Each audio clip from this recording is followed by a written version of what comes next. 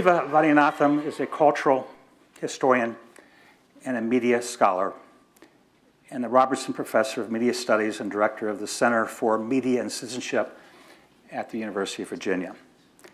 He's author of numerous books, including the one he's going to be talking about this evening, as well as the Googleization of everything and why we should worry.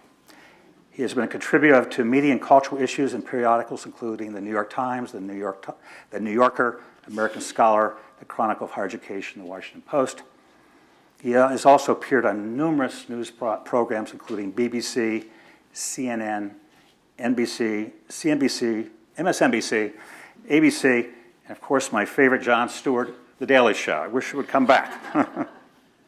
He's going to discuss his book tonight, Anti-Social Media, How Facebook Disconnects People and Undermines Democracy, and there will be a book signing following his talk.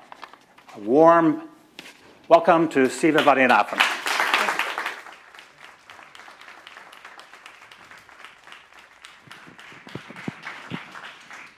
All right, hi. Wow. I just turned around and saw all these people and people standing in the back, standing room only. That's pretty great, thank you. I'm really honored to have been invited, and even more honored that you have chosen to attend this evening on what is certainly destined to be a lovely night outside. So I appreciate the choice you made to hang out with me for a while. A little more than a year ago, everything about Facebook blew up. Attention to Facebook exploded. News reporting started pouring out about Facebook. And the spark to this was a story that the New York Times broke. They had been doing an investigation for about a year in conjunction with The Guardian in the United Kingdom. And what they had done was tracked how sensitive personal data on 87 million American voters had ended up in the hands of a very sleazy and suspicious political consulting firm based in London called Cambridge Analytica. So when this story broke, it gave a plot, it gave a shape to a story that a lot of us who've been studying this for many years had been looking for, kind of hoping for. You know, if you've spent a long time thinking about the effects that platforms like Facebook have on our lives, that companies like Facebook have on our lives, that all of these suite of technologies in our lives have on our lives, you're always looking for ways to tell the story to people who are otherwise just buried in their phones, right? And as we go about our day, looking at these apps, interacting with these apps, creating data, and then ensuring that other people and other companies can use this record of our behavior, it's really hard to look up and think about the entire ecosystem, the entire way that data flow from us, from our actions, from our motions, from our decisions, into the servers of these companies, to be processed by the algorithms of these companies, to be churned into a set of reactions that actually are intended to guide our behavior, and more than that, a set of advertisements that are intended to guide our choices of what to buy, our choices of whom to hire, our choices of perhaps where to travel, and perhaps more importantly than anything else, for whom to vote. So this interaction that we have with our phone and all these apps on our phone has this weird chain reaction that down the line has profound and yet difficult to trace influence on real life, on the status of real people in the world. So look, that's what I get because I study this stuff, and I'm part of a whole community of social media scholars who've been digging into this stuff for about 15 years. We've been tracking how the data flow. We've been tracking the behaviors and policies of these companies. We've been tracking their interaction with laws or the absence of laws. We've been interrogating what they say about their mission in the world, how they see themselves and their effect on us.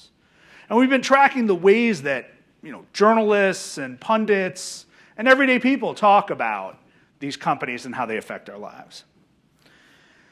So, I've been watching this stuff for a long time. And I teach a few classes at the University of Virginia, NCAA national champions in men's basketball. And had to work that in. I think at this point I'm contractually obligated to work it into every speech. You know, a few of these classes I teach are directly related to some of these questions. I regularly teach a class called Privacy and Surveillance. I've taught it in the law school. I've taught it to undergraduates. And I have to change it every few months because there's new stuff. There's some new massive story or massive security breach or big issue or some company has done something new or rolled out something new. So it's a really exciting class to teach. But in order to make sense of this, I have to constantly monitor journalism and scholarship about these companies, about these technologies, and about privacy issues and surveillance issues. So, you know, I have this habit, and I've had it for a long time, of anytime I see something even slightly interesting or even obliquely attached to what I teach, I save it in Evernote. I don't know if any of you use Evernote, right? My next book will not be on Evernote, but every book I write seems to come out of Evernote. It's like I was not paid by Evernote to give this endorsement, but you know, it's a really convenient way of collecting scraps, information, and then tagging it by subject, and you can cross-reference the different files that you put together. And you know, I had been doing this all in the service of teaching because I wanted to have a collection of articles from which I could conjure up some lectures or some class discussions and maybe some readings for my students.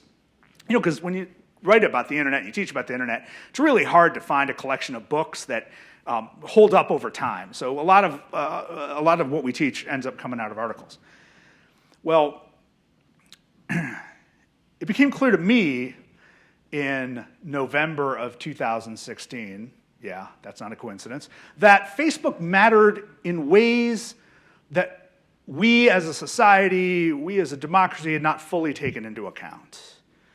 And the reason for that was that the person who ended up winning the Electoral College in November 2016 had used Facebook in a more intensive and deft and creative way than anybody had ever used Facebook in American politics before, and perhaps more significantly, definitely more significantly, more deftly than his opponent had used Facebook.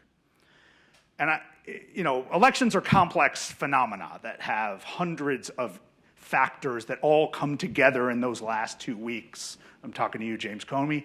But you know, so you can't say one thing created this, right? Butterflies are flapping their wings all over the country, and then through a weird series of events, you get this number of votes that somehow translates into a number of electoral votes that somehow translates into whether we are going to be an active member of the North Atlantic Treaty Organization a few years later, right? Profound effects from all these butterflies and FBI directors flapping their wings. So, but look, Facebook mattered in this election. I can say that with confidence. Whether it mattered more than A, B, or C, I can't say with confidence, but Facebook mattered.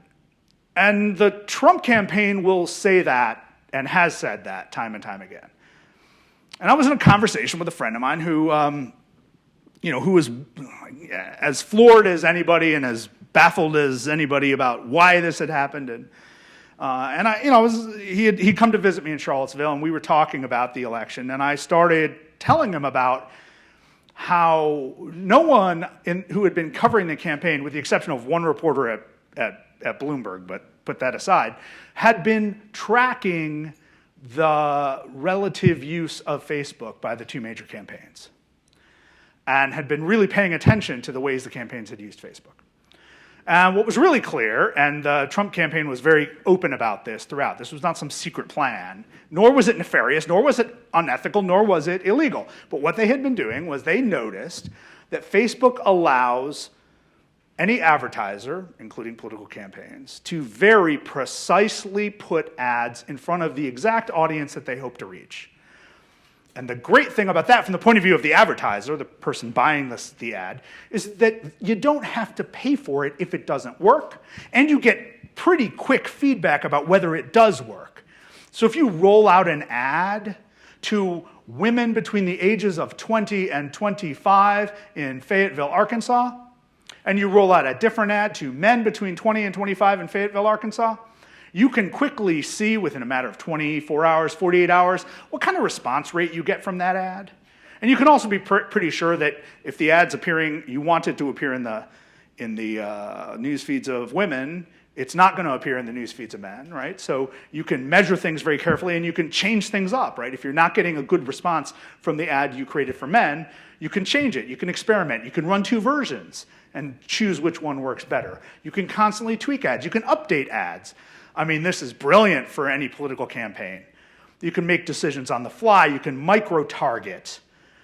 You know, I mean, it's difficult to micro-target at the level of a national presidential election in a country this big. But you can imagine anyone running for city council, state representative, even US Congress, can make tremendous use of this system and pay very little money to do so, because buying ads on Facebook is so much cheaper than buying ads in almost any other medium, and buying ads on Facebook is so much more effective than buying ads in any other medium, and most importantly, everything is measurable.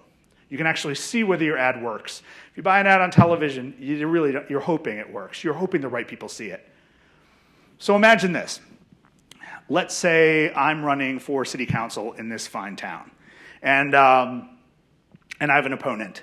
And my opponent is well regarded in the community. Well, I don't want that to remain. I need my opponent not to be well regarded in the community.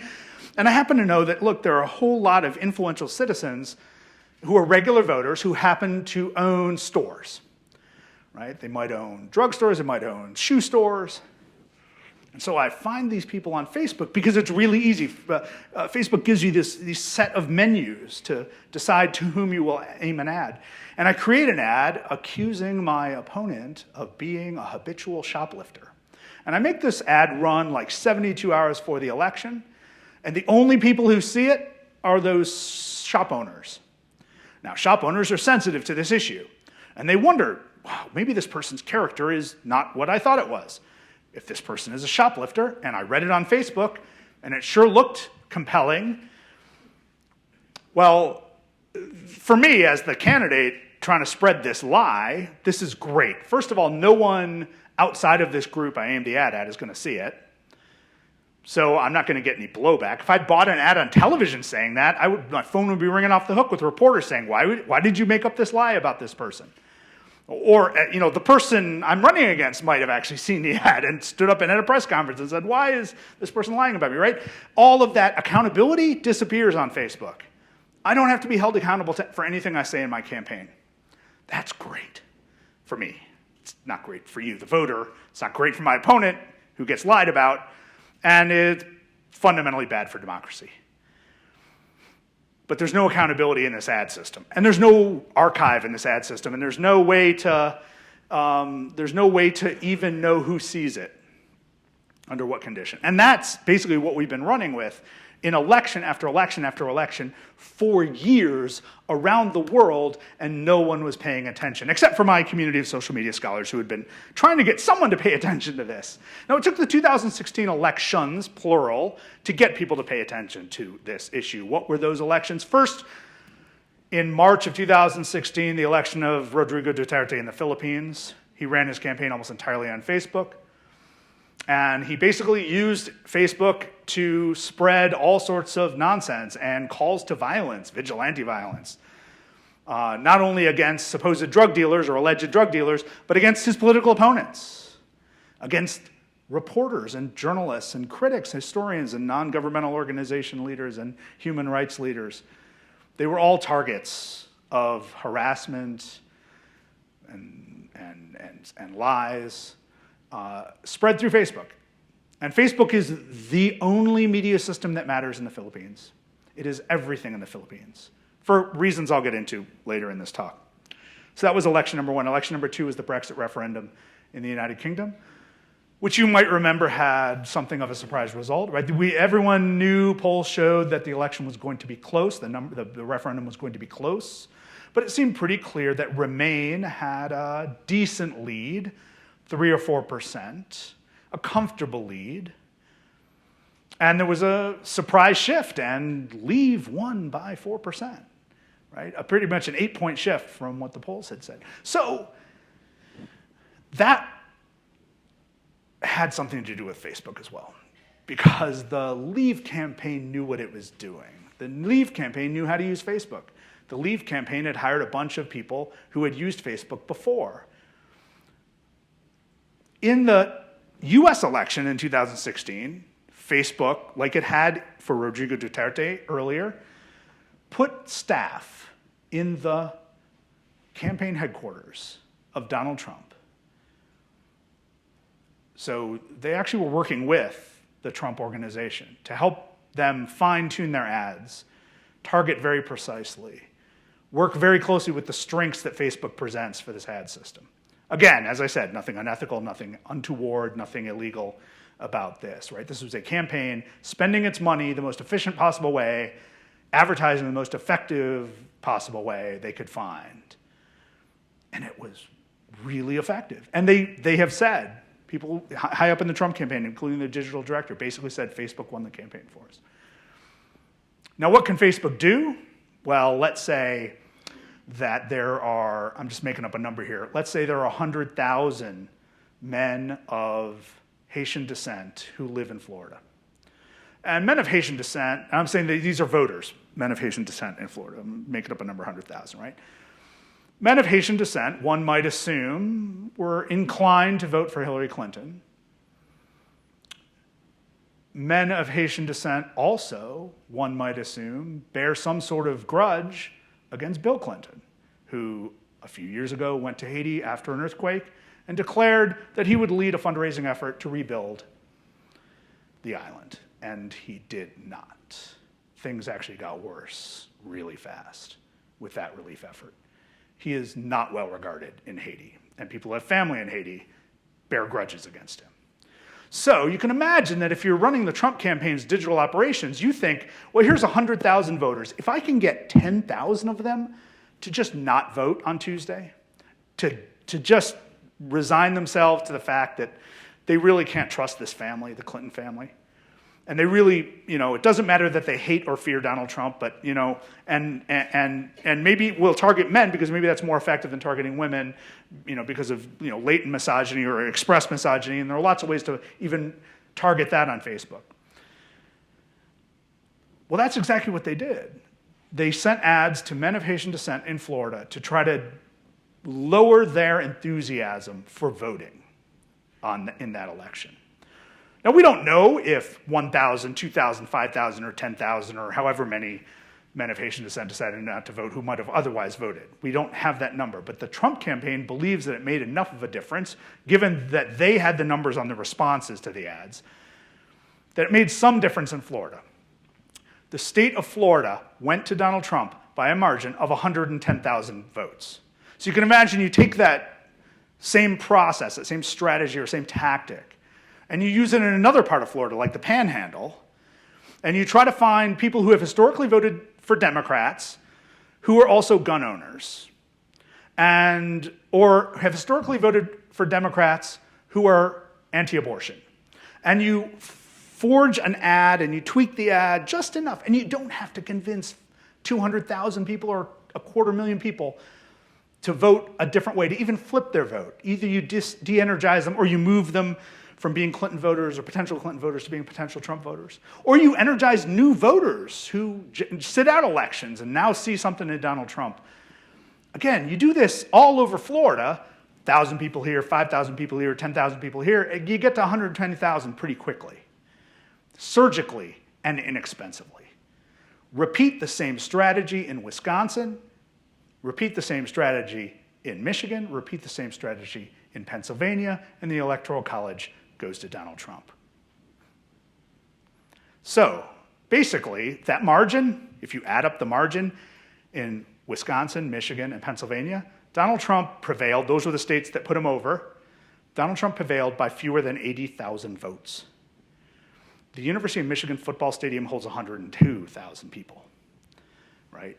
That is how few people decided this election. And you can move just a few thousand of them here or there. Now, again, I cannot say that made the difference, this advertising strategy made the difference, but the Trump campaign says that it did. And they might or may not be fully informed. They might or might not have the data. But that's all we have right now.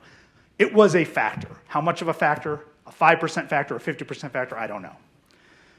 But I know what Duterte did. I know what Narendra Modi in India did in 2014. I know what La Liga, one of the extreme right-wing parties in Italy, did in the election in 2017. I know what the National Front did in France in 2017. And they all used the same strategy. They all used the same advertising system. This week, people are starting to vote in the world's largest democracy, India. 900 million people are going to vote over the next 6 weeks? Yeah, 6 weeks. In the largest spectacle of democracy this planet has ever seen.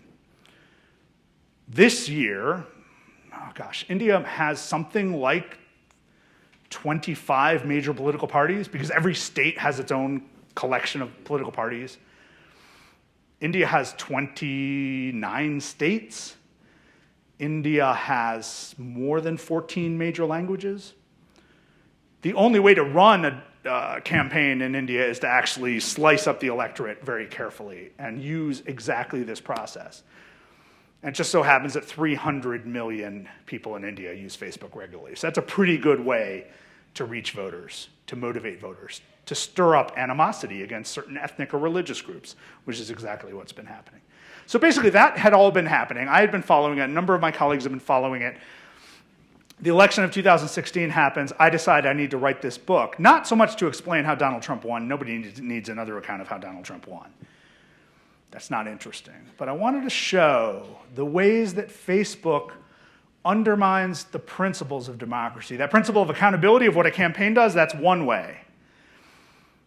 The fact that Facebook's advertising system is so powerful and so inexpensive and thus takes money that would otherwise go to your local newspaper, to your local radio station, to pay journalists, to hold your local government accountable, that's not good for democracy either. And that's happening all over the world at an alarming rate. And that's a danger. That's a clear and present local danger that we will lose that level of accountability over our local governments. So that's what fascinated me, and that's why I decided to write this book only a few years after writing a book about Google and deciding I would never again write a book about a big internet company because I had hair before that book. It's crazy to try to do that because everything moves so fast, right? And everything changes every week. So just this week, right, there were hearings in a House committee about the prevalence of white supremacist propaganda on Facebook and YouTube. That just happened yesterday. Over in the UK, there was a new legislative proposal that they're going to push through Parliament. They still actually do stuff in Parliament over there, despite their current mess. And it's supposed to set up a council that will govern what would be considered allowable expression on social media platforms in the UK. And that kind of thing can't happen in this country because of the First Amendment, but it's a very sort of fascinating intervention. It just shows how concerned people are in the UK and Europe and around the world about these issues, because similar efforts are happening around the world. That's just this week. I'm exhausted. This stuff happens every week. I get like new breaking news about this company. What was I thinking? But last March, when Cambridge Analytica blew up, first of all, the Cambridge Analytica story was more than 2 years old. A lot of us have been following Cambridge Analytica for some time. Here's the thing. Cambridge Analytica is a political consulting company. It's run by what can be best described as a collection of Bond villains, right? Well, it no longer exists now, but it was run by a CEO named Alexander Nix, who went to Eton and wears Savile Row suits and has the floppy hair and speaks with the posh accent, and his family is like old Tory establishment in the UK, and he is quite a rascal, I guess they would say over there. He tried time and time again to get Cambridge Analytica to work for, or to try to get candidates around the world to hire Cambridge Analytica to do very precise targeting of voters in the same way I described Facebook working for candidates. But Nix would go around and claim that he has this amazing collection of data on voters in countries all over the world. And he never talked about how he got this collection of data, but he would have meetings with candidates and with people who run campaigns, and he would say, we can do this for you. We have this amazing way to get your image, your message to just the right people and none of the wrong people, and we can move voters like you've never seen before. Trust us, write us big checks. And he worked for some of the nastiest people in the world, like the Kenyatta campaign in Kenya, just really bad people. He also worked for Ted Cruz in this country during the primaries running up to the election, the Republican primaries in 2016. Cambridge Analytica was founded by a hedge fund billionaire, reclusive, it has to be reclusive because we're talking bond villains here, reclusive hedge fund billionaire named Robert Mercer, who is very close to a far from reclusive political operative and former movie and television producer named Steve Bannon. So Steve Bannon was on the board and served as vice president of the company. Robert Mercer was the founder and chairman of the board, and Alexander Nix was the CEO. And Mercer was very close to Ted Cruz and decided that Cambridge Analytica should work for Ted Cruz. Well, the people who ran the Ted Cruz campaign were not happy about this. But of course, one of Cruz's biggest donors was Mercer, and he could not afford to alienate Mercer. So Cambridge Analytica came on board to help Ted Cruz win the Republican nomination by precisely identifying Republican voters and pushing them away from the other candidates to Ted Cruz, and you can ask President Cruz how well that worked. In fact, the people who ran the Cruz campaign to this day will laugh if you bring up the words Cambridge Analytica. They thought it was a joke. Nothing about it worked. Cambridge Analytica sold snake oil to candidate after candidate after candidate, including the Cruz campaign. Well, once the Cruz campaign was over, Steve Bannon finally convinced Mercer to move Cambridge Analytica over to his preferred candidate, the current president of the United States. So for the last 4 months of the campaign, Cambridge Analytica staff showed up in San Antonio where Trump's digital campaign was being run, along with those Facebook people who were working for Trump, working with Trump.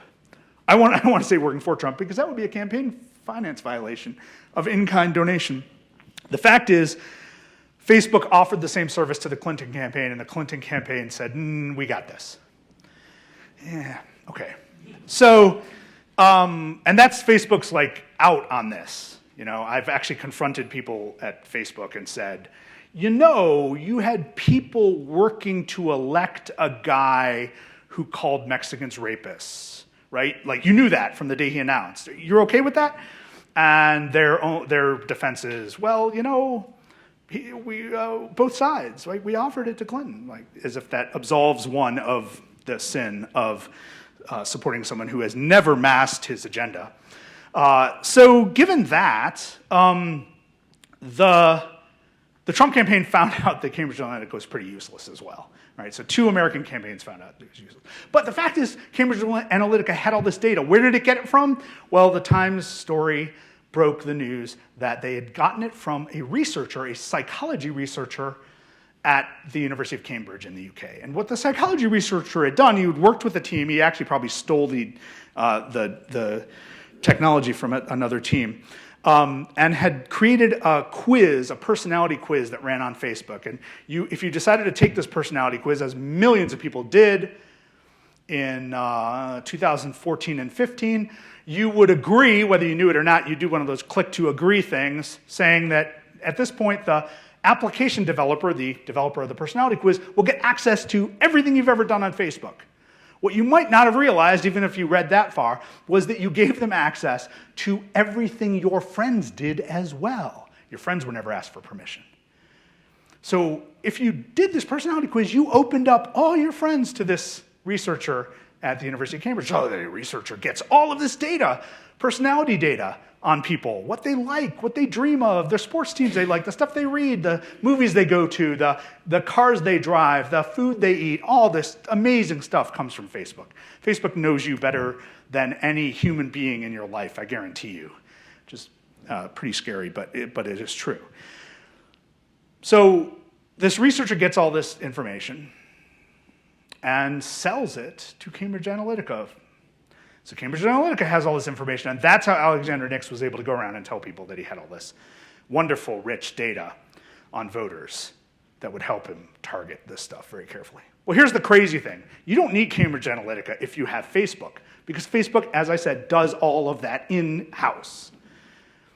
In-house. So that's number one thing about Cambridge Analytica you have to remember.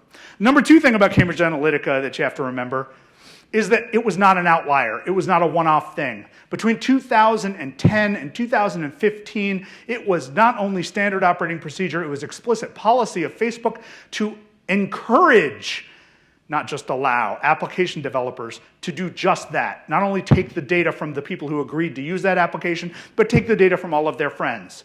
So if you played Words with Friends and you logged in through Facebook, or you played Mafia Wars or Farmville, you did just this thing. You gave all your data and all your friends' data to these companies.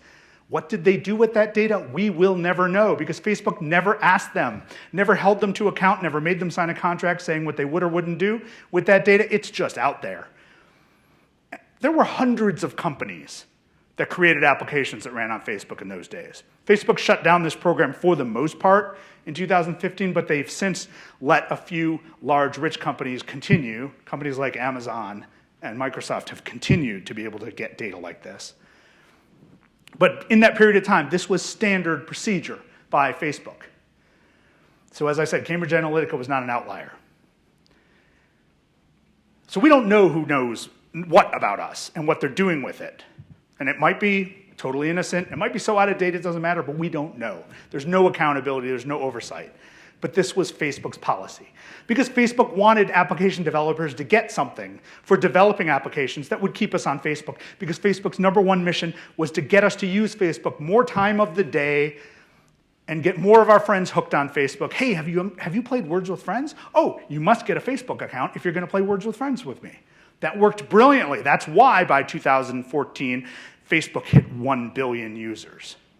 By the way, now it's 2.3 billion users. By the end of this calendar year, it might be 2.5 billion users. Facebook is the most pervasive media system in the world, the most pervasive media system in the history of the world. Now, here's the thesis of my book. If you wanted to invent a propaganda system to promote nationalism and authoritarianism, you could not invent one better than Facebook. Facebook was not designed to do nefarious political things. Facebook was not designed to undermine democracy. Facebook was not designed to be hijacked easily by forces intending to tear societies apart, turn people against each other, undermine civic trust. That's just a happy accident to authoritarians and nationalists. That's why they found out pretty early as 2013, how effective Facebook was at doing this. The first trial runs were in Ukraine, where Russian forces did pretty much what they tried to do over here. They flooded Facebook with propaganda to try to divide Ukraine between those who had inclinations to support Russia and inclinations to support Western Europe. They tore that country apart to the best of their ability, and then they just went and invaded to top it all off, because why not? But that was the first trial run. Narendra Modi picked up that tactic. And by the way, Russia tried to use the same tactics on Estonia in 2013 and did not actually succeed, because Estonia, they'd been through some stuff. Right? In the 20th century, they've been overrun by two vicious dictatorial powers and kind of knew what to watch out for. So Estonia ended up being pretty strong about this. But Narendra Modi used it domestically. He was the first person to use it domestically, this set of tactics domestically in an election in 2014. But again, Facebook was not designed for this. Facebook was designed to do this, to connect every person, to bring people together, for giving people a voice, for the free flow of ideas. That's lovely. That's a lovely sentiment. Voiced by a man who is fundamentally uneducated about how human beings treat each other, and fundamentally uneducated himself. He's not uneducated because he dropped out of Harvard. Plenty of people who dropped out of Harvard end up becoming educated, becoming wise, becoming knowledgeable about how the world works. He's just not one of them. He's just not one of them. He fundamentally believes that the more you connect people to each other, the easier you facilitate communication between them, the more you amplify their interactions and give them what they want, the better people will treat each other. Thousands of years of human history notwithstanding. Right? We actually have no historical evidence that the more you get people to connect with each other, the better they treat each other. Right? There's lots of nasty, nasty things happening among people who are very, very close to each other. And that continues. In countries, in families. But this is the imperative. This is his driving force. He's an idealist, Mark Zuckerberg. He truly believes that he will make the world better through Facebook. This has been his driving ideal. He is able to believe this. He is able to exempt himself from concerns about things like money because he has so much money. Can you imagine being so wealthy that you don't have to care about money? He's one of those people. So he can afford to think idealistically. And I actually think that was the big mistake, the fundamental mistake. Had building his business been a little bit harder, he might have had to think through the consequences of his actions a little bit more. He might have had to have been a little bit more modest in his ambitions. But no, he was going to change the world. He was going to lift the world. He was going to connect the world, give the world a Coke.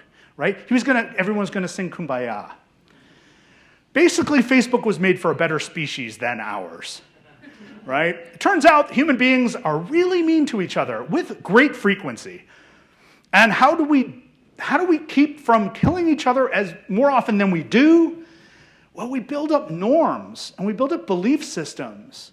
We build up manners. We build up laws. We build up expectations. And most importantly, we build up institutions that help train ourselves out of the worst tendencies we have. You know, every major religion is based on this notion that left to our own devices, and I don't mean that as a pun, but left to our own devices, we can be really irresponsible. We can be really cruel. We can be really bad to each other. And we have been. And so we build institutions, churches, temples, mosques, schools, universities, libraries, museums. Forums like this. We build these institutions so that we train ourselves to be part of something greater. We train ourselves to resist the most base inclinations that we have. We train ourselves to be better to each other. And we know that this is a long, many centuries long process, and we rarely do as well as we would hope. But that's hard work, institution building, and Facebook is the opposite of institution building. It is an effort to dissolve all other formations that hold us back and indulge us in a flow of stimulation, constant stimulation, pictures, words, videos, jokes, emojis, a constant flow of stimulation meant to give us these small bits of pleasure, these small sparks of pleasure. I don't know if some of you are old enough to remember the work of B.F. Skinner in the 60s and 70s. He was a Harvard psychologist who created the school of psychology known as behaviorism. He would show that you could train rats to behave certain ways, to follow certain habits, by giving them small, low-level stimulation. Shocks, not shocks that would cause too much pain or risk of death, but just discomfort. You did that enough, you could train a rat not to turn left at this place in the maze. You give a rat a small food pellet, you could train a rat to do something else. Behaviorism. That's what Facebook is. Facebook's constantly training us to get back to Facebook because it gives us these low-level stimulations, these food pellets in the nature of like or comments, right? This little bit of pleasure in your day that, someone liked my joke, someone liked my photo. But as I said, Facebook was built for a better species than ours. I think Facebook was built for golden retrievers who are not mean to each other, who are generally sweet, who also love food pellets, right? And if we were all as good as golden retrievers, Facebook would be great for us. We are not. And yet it has been scaled to an awesome level, a global level. This is the most popular social networks in the world as of July 2018, so a little bit outdated, but I will update the numbers for you the best of my ability. At the top, I know it's too hard for some of you to read in the back, is our friend Facebook at 2.2 billion, which is now 2.3 billion, maybe even higher people. YouTube's next at 1.9 billion. Let's say that's 2 billion now. And YouTube's not really a social network. Nobody really uses it in the same way you use Facebook, but it's helpful up here to put in scale. When you're talking about digital platforms and their influence on the world, very little matters besides Facebook and YouTube. And by the way, you should know YouTube is owned by Google. Next is WhatsApp. WhatsApp is Facebook's most popular, most widely used messaging service. It's an encrypted messaging service. It's used to a great degree outside the United States, to a small degree within the United States. You will know more about it soon because Facebook is unifying all of its messaging platforms to resemble WhatsApp.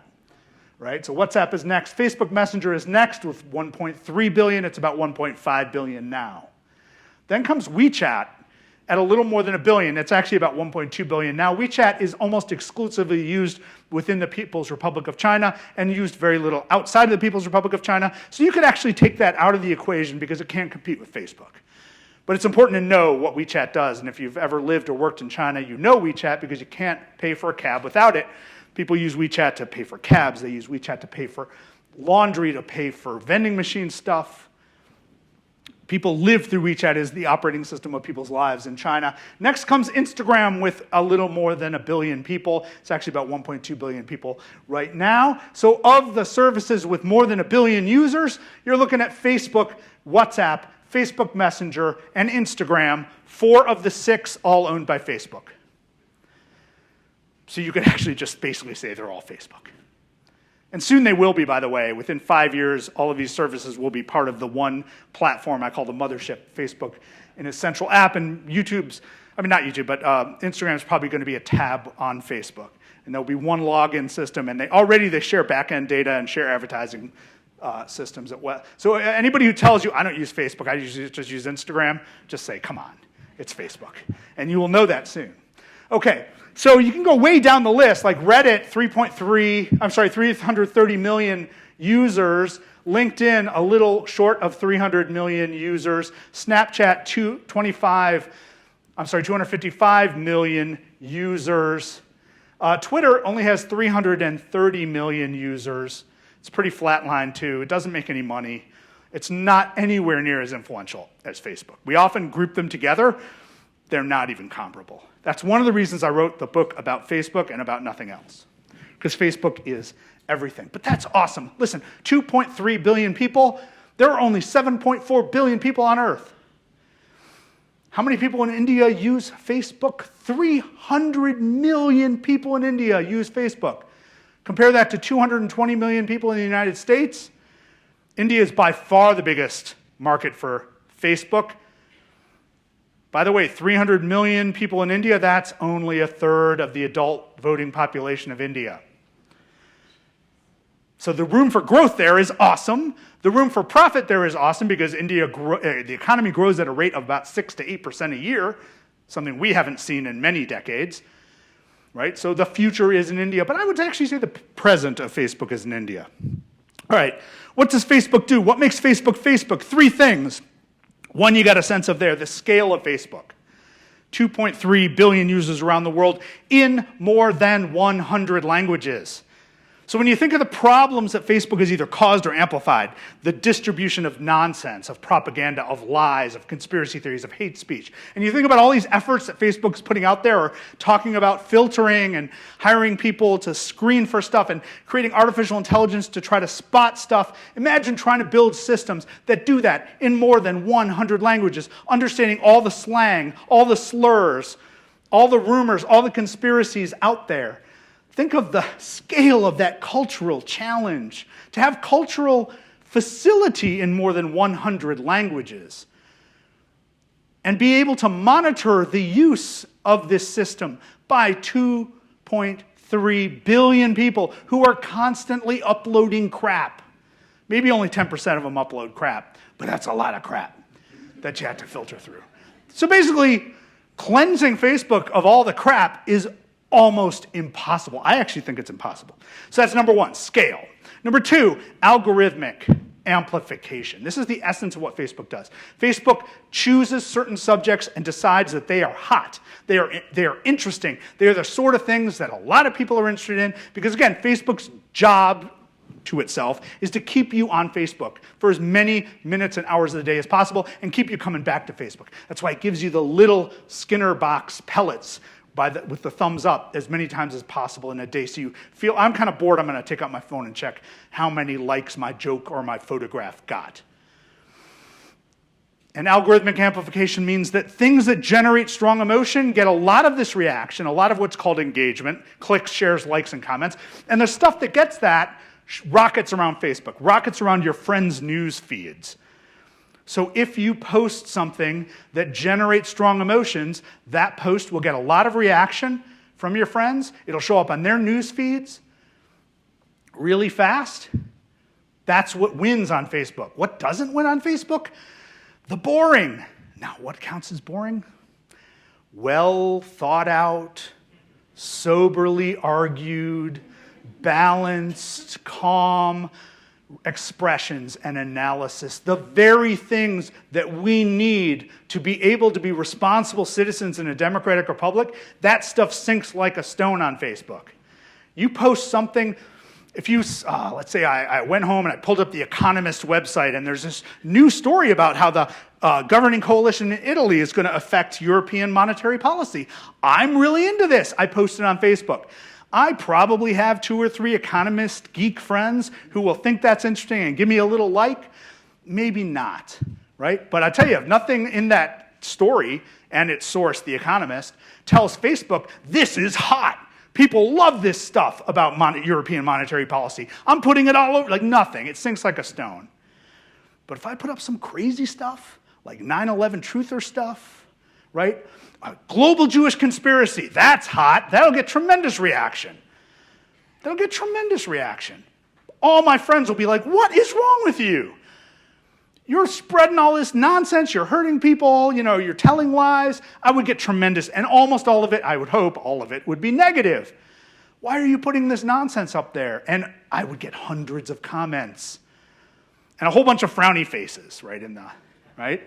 But that's engagement. That signals to the computers back in Palo Alto, California, that this is something of interest. And this crazy conspiracy theory thing that I posted, as opposed to the soberly researched Economist article, will shoot around Facebook and end up on everybody's news feed. And a lot of the people who are sharing it are going to say, look at this idiot and what he posted. And all that negative stuff, all that criticism of me, just feeds the beast. You cannot argue with the crazy on Facebook because you amplify the crazy on Facebook. So what generates strong emotions? Well, conspiracy theories and hate speech and calls to genocide, but also baby pictures and puppy pictures. This is the most popular picture I have ever posted on Facebook. I just want to lighten the room for a moment after talking about, so this is actually now 5 years ago, the day that we adopted Butter, our golden retriever. As I said, Facebook was made for golden retrievers, and you can find her on Instagram at Golden Butter. She's one of many golden retrievers. They all look alike, so be careful which one you decide to follow. But Butter has a huge fan base. Every time I post a picture of Butter, I get hundreds of likes. Hundreds of likes. Everyone loves Butter. Massive following. So look, Facebook churned this. I'd logged off of Facebook for a few months so I could actually finish this book, and I logged back on, and the first thing Facebook showed me was this picture because Facebook knew this was like it assumes this is the most important day of my life because I happen to have been married before Facebook was invented, so that set of pictures never shows up. And my kid was born just before Facebook was invented, so that event never shows up. But this was, I have to say, the most important event in my life since Facebook showed up, and until the NCAA National Championship. So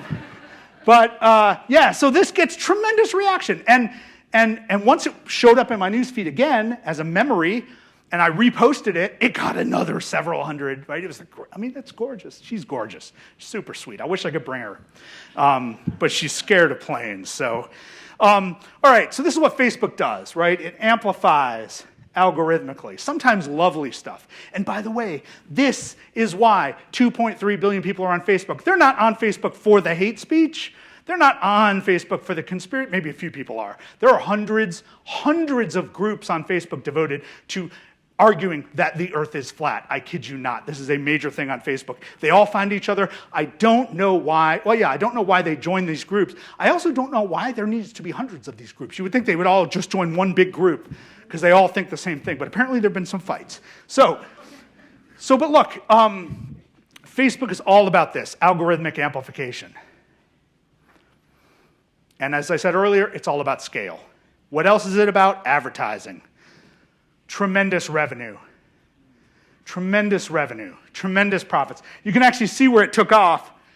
The revenue starts pouring in 2010. That's the year that Sheryl Sandberg moved from Google to Facebook to set up its advertising system. And Facebook started spending a tremendous amount on growth, right? So it didn't turn a profit. The black bar is net income.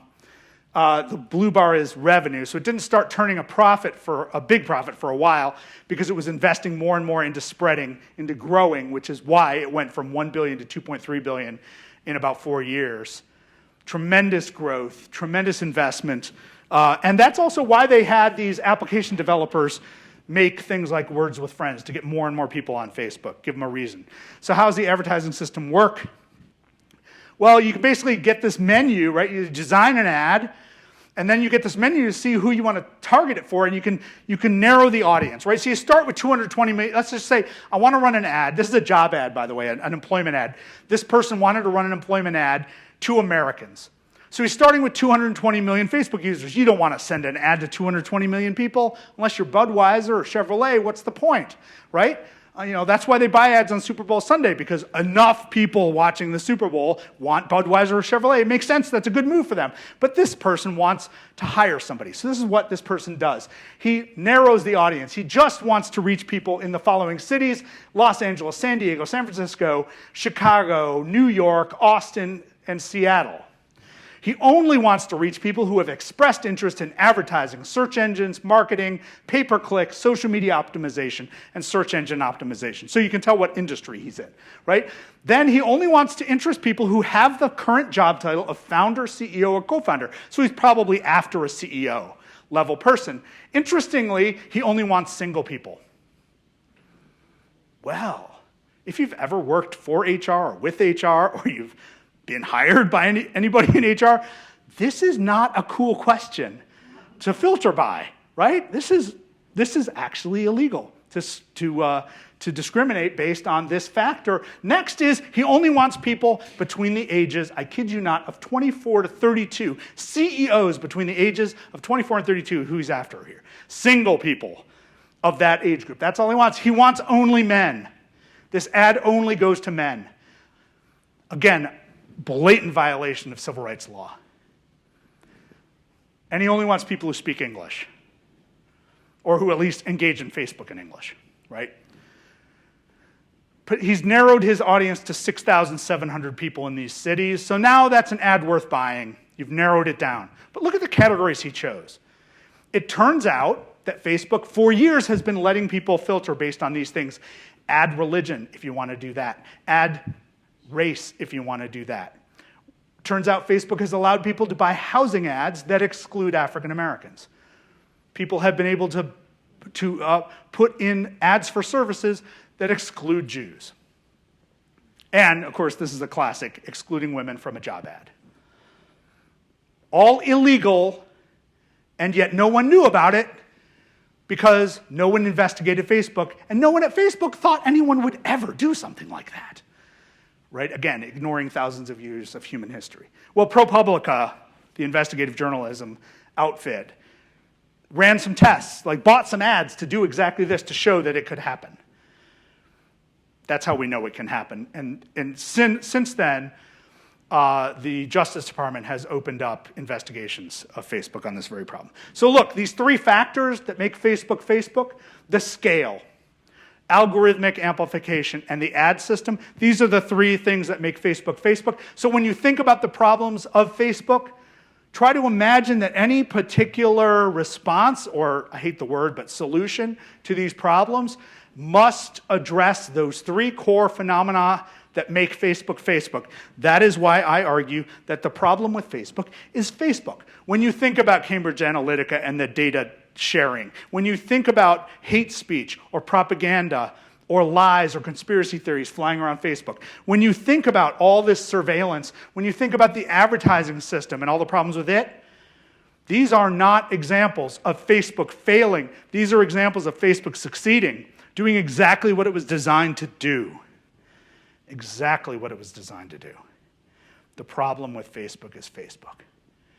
Well, that leaves us in a really bad place, because the responses that have been rolled out, and I approve of many of them, are, as I say, necessary but insufficient.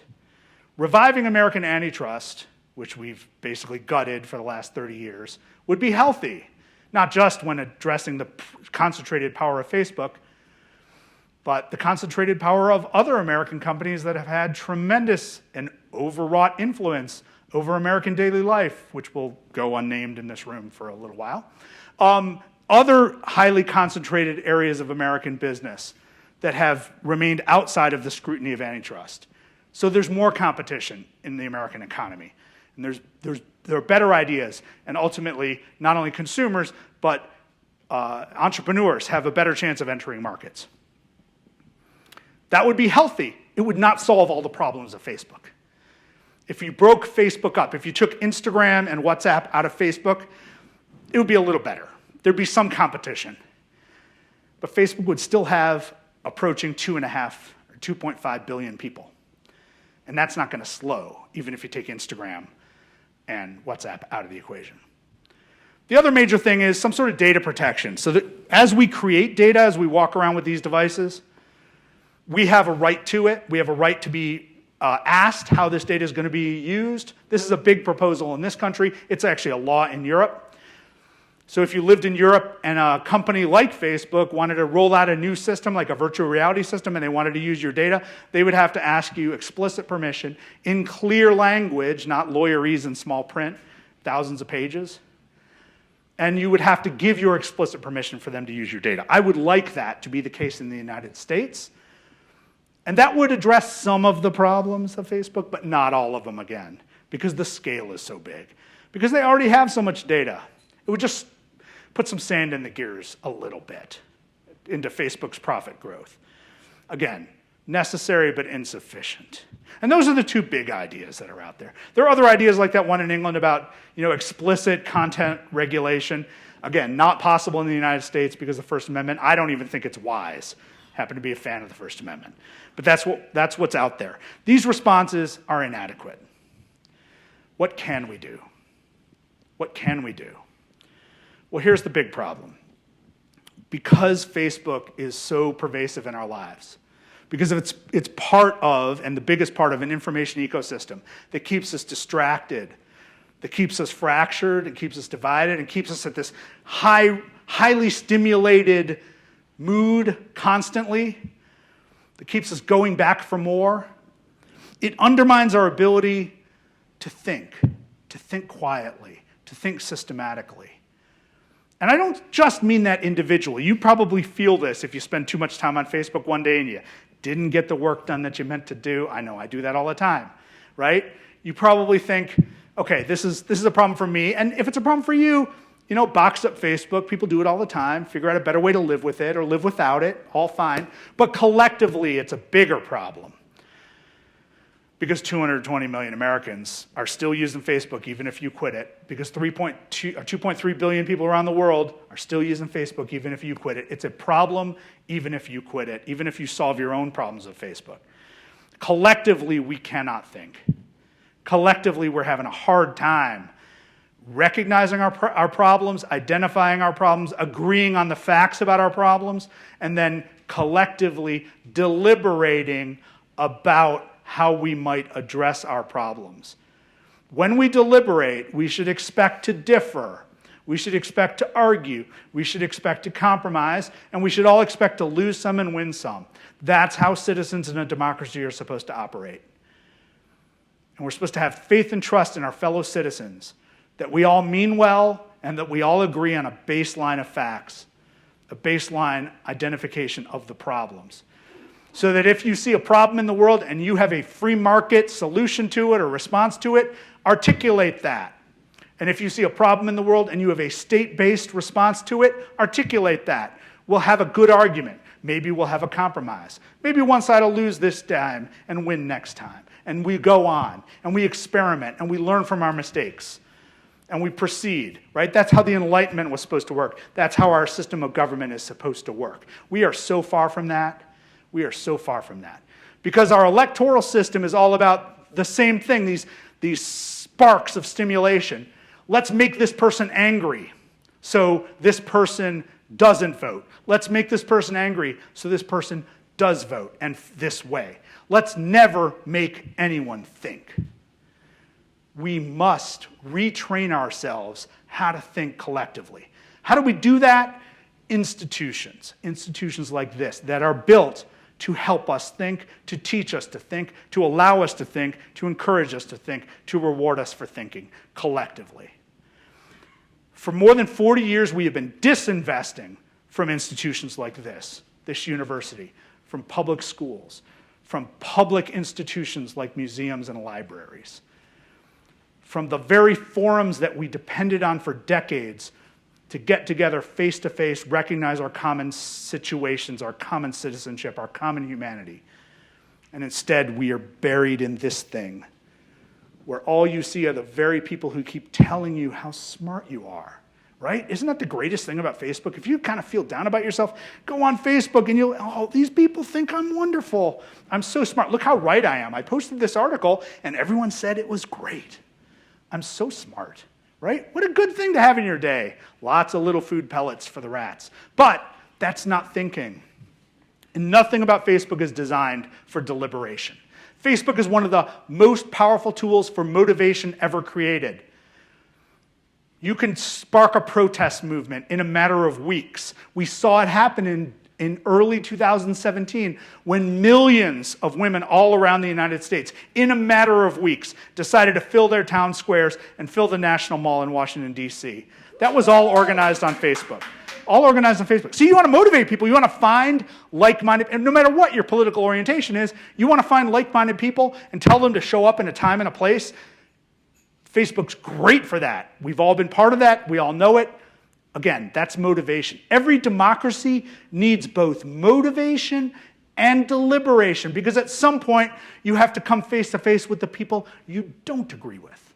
At some point you have to say, we have a problem to solve. We need to figure out what our tax base should be for our schools. We need to figure out what the quality of our school lunches are going to be. We need to figure out how much we want to spend on national defense. We need to figure out what we want to do about the problems in the Middle East. These are challenges that we as citizens are supposed to have some engagement with, some ability to express our opinions about. And the only way to express our opinions in an informative way is to actually have a baseline of facts that we agree upon. But nothing about Facebook lets us arrive at that consensus. That's what deeply concerns me now. Now again, Facebook is not the cause of this problem. We were headed to this level of dystopian, radical democracy for some time. Kind of democracy devoid of thought, all about feeling. We've been headed this way for 50, 60 years. We've just mastered it, right? We've mastered it. We've turned up the volume of that, turned down the volume of systematic collective thought about our problems. Our problems are pretty serious. Global pandemics, climate change, massive movements of people that are creating all kinds of stresses around the world. These are problems that don't go away because you tweet something mean about somebody. But all we have at our disposal is a series of mean expressions about people we don't agree with. And that's not going to help in the long run. So, what do we need to do? We need to reinvest in these institutions. We need to step back from this box occasionally. We need to be able to put it in its place and say, I'm going to use this to look at pictures of golden retrievers and almost nothing else. Thank you very much.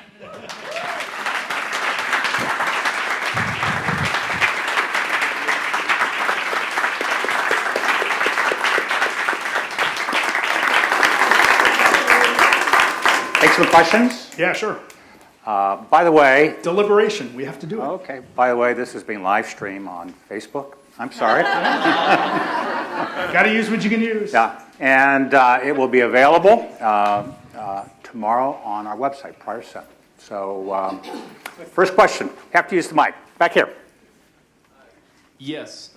Recently, it was made aware to the public of Facebook's data mining of children, about 30 million in the U.S. Has your research come across anything about the effects this has on a generation growing up with this technology? So that's really hard to figure out, right?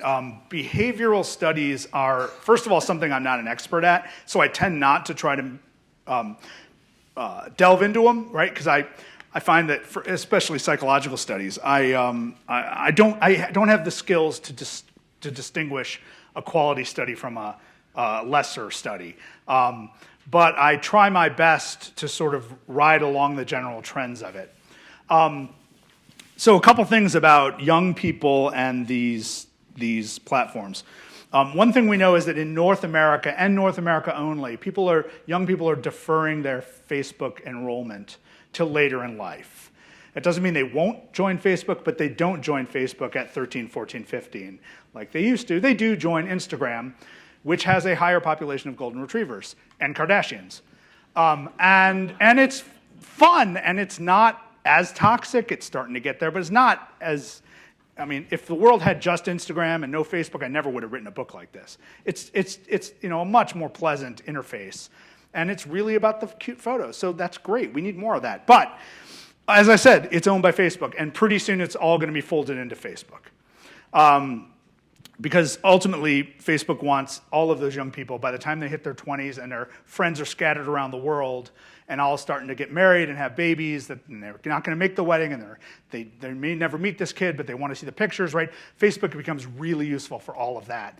Facebook becomes very useful for community building, right? So that's one of the things that's going on with young people.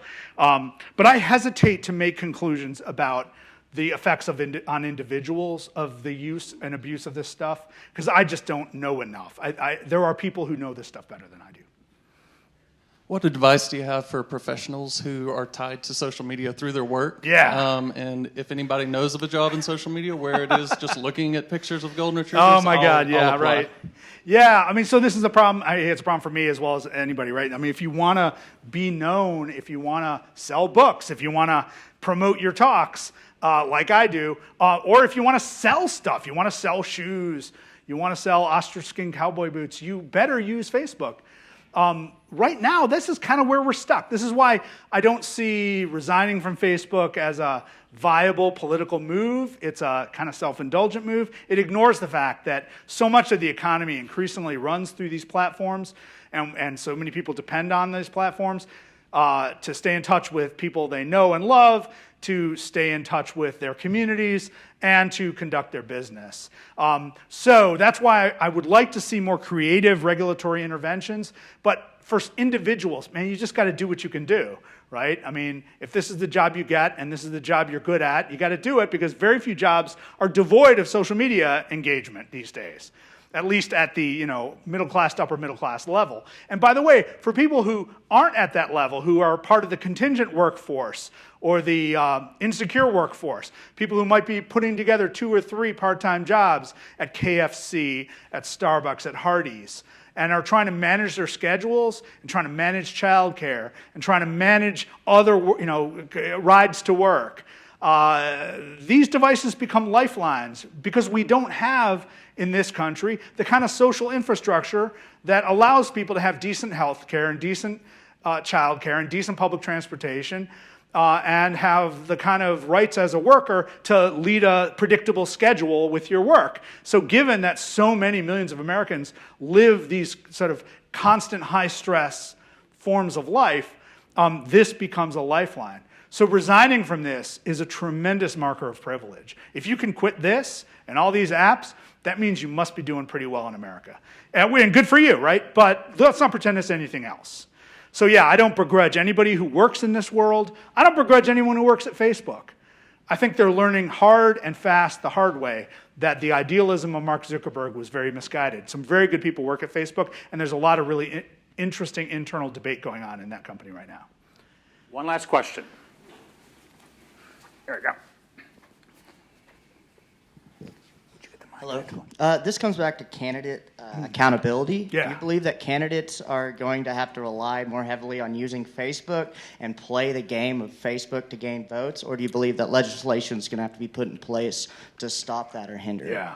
I think no candidate who actually wants to win can stay out of the Facebook game because that's where the people are, right? That's where the voters are, and it remains the cheapest and most effective way to reach voters. It will probably for many years not be the only ways. There will still be radio ads and yard signs and door-to-door because, so many elections have more money than they know what to do with anyway. So they're going to do this, right? But the fact is, Facebook now everyone has the message, right? Everyone in American politics knows that the Trump upset was influenced, if not driven, by Facebook. So we're going to see a rush to Facebook over the next few years, which just makes studying elections that much harder, especially studying election communication and ads. And I have a number of scholars who are friends of mine who are scholars in this field who are just like wondering, what the heck are we going to do? How the heck are we going to study this stuff? We used to be able to collect all the ads and talk about the messages of the ads, and their classes, they would start with the LBJ Daisy ad, and then they can't do that anymore because none of that matters anymore. Who knows how many Daisy ads there are on Facebook that no one will ever see. Now, it turns out that Facebook has decided to create an archive that's very hard to use, and they want political campaigns to declare themselves as political campaigns. This is only in the United States, by the way. Does not apply to the Philippines, Indonesia, Thailand, Kenya, Nigeria, the places where democracy is really threatened, because face it, democracy in this country is in bad shape, but it's not threatened, right? We're just like shaky. But in some parts of the world, it's really on its last legs. Brazil, for instance, right? So because of all of that, all these Facebook reforms that are internal tend to be American-centered because they're trying to respond to what American journalists just wrote about. So in the United States now, political campaigns have to file their ads with Facebook to create an archive that can be looked through. But it's really hard to use, and it's not real time. The ads might not show up for weeks after the election. So the level of accountability is really not there. And plus, it's real easy to cheat. You can always just get some individual to start a group to start running out what passes as ads. So Senators Warner from my state and Klobuchar from Minnesota have put together what they call the Real Ads Act to try to extend the parts of campaign finance that govern television, right? That disclosure, I'm Siva Vaidhyanathan, I paid for this ad, right? To make that the law for political ads on Facebook, but that bill has gone nowhere. One of the reasons it's gone nowhere is that Senator Chuck Schumer, the most powerful Democrat, is really close to Facebook. He is the largest recipient of Facebook money in the U.S. Congress. His daughter works at Facebook, and he's very close friends with Sheryl Sandberg, and he has basically put the brakes on any Facebook reform or Facebook regulation proposals in the U.S. Senate. So stuff might pass the House, but probably not the Senate. In fact, he has told my Senator Mark Warner to back off of Facebook. Warner's run a series of very interesting investigations of Facebook, and Schumer's basically said this isn't going anywhere, so why not just give it up? So yeah, things are not, I don't have a lot of optimism about our government doing much about Facebook in the short term. Thank you very much. Thanks on that pleasant